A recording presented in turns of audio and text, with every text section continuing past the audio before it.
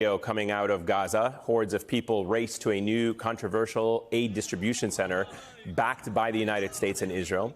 Many people in Gaza, Palestinians, hadn't eaten for days and scrambled to get any food that was available. Here's how the former UN humanitarian chief has now described the situation playing out there. This is unequivocal. Of course it is genocide, just as it is weaponizing aid. We don't need to look behind ourselves to see that that's the case. He's not the only one ringing alarm bells. Former Israeli Prime Minister Ehud Olmert wrote in Haaretz, quote, "What we are doing in Gaza now is a war of devastation, indiscriminate, limitless, cruel, and criminal killing of civilians. It is the result of government policy, knowingly evil, maliciously irresponsible, dictated. Yes, Israel is committing war crimes." Of course, all of this comes as more questions are raised about whether or not there will be a ceasefire reached. Today, President Trump's Middle East envoy, Steve Witkoff, wrote on X that Hamas's response to the United States' proposal is, quote, "totally unacceptable and only takes us backwards," and that Hamas should accept the framework proposal we put forward as the basis for proximity talks, which we can begin immediately this coming week. Joining me now is Arwa Damon. She is the president and founder of the humanitarian organization Inara. It operates in Gaza and several countries in the region. Arwa, it's good to see you. I want to start by what we just saw there and what has played out this week on the ground in Gaza.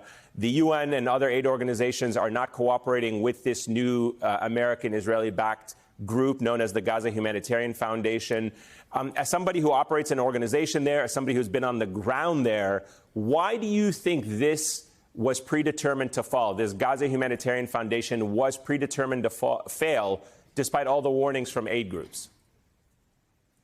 Well, let me first say that aid organizations, Ayman, as you well know, are not cooperating with this Gaza Humanitarian Foundation, first and foremost, because it is not a system that delivers effective and or humane humanitarian assistance.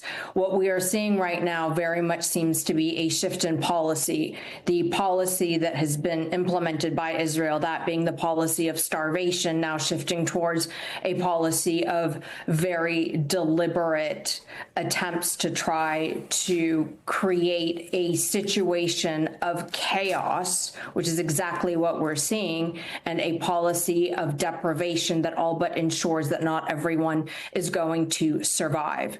It is no surprise that when you starve over 2 million people and only set up a handful of aid distribution sites, that chaos is going to erupt and emerge. There's a reason why there are over 400 distribution sites that are run by the United Nations, even more run by other organizations such as myself, to ensure that aid does actually get to the hands of the people.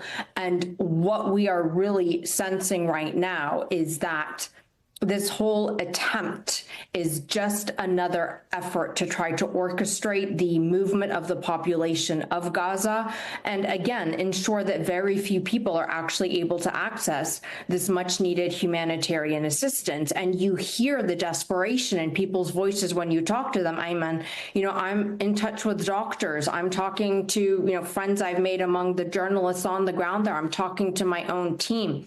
You hear the sheer exhaustion in their voices. It's as if they've reached a point where just formulating a sentence is an enormous task for them. The Palestinian UN ambassador broke down in tears describing the deaths of children in Gaza. I want everyone to take a listen. How could anyone tolerate this horror?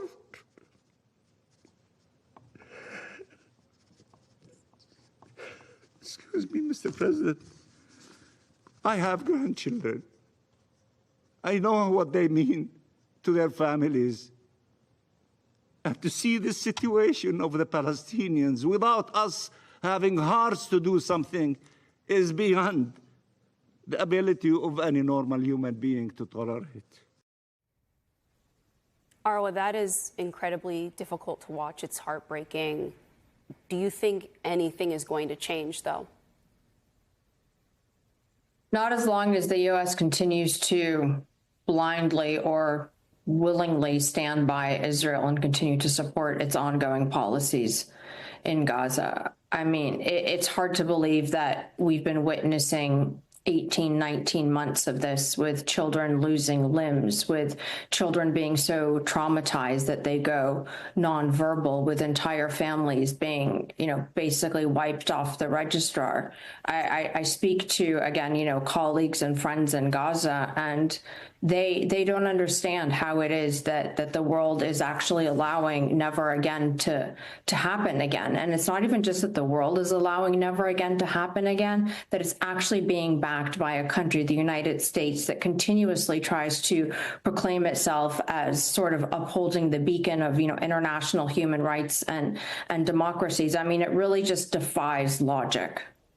Arwa, there are a lot of Israelis who are upset by what has happened, who do not like the idea that this is being done in their name, and who want this war to end so that the hostages can be released and, this campaign can stop.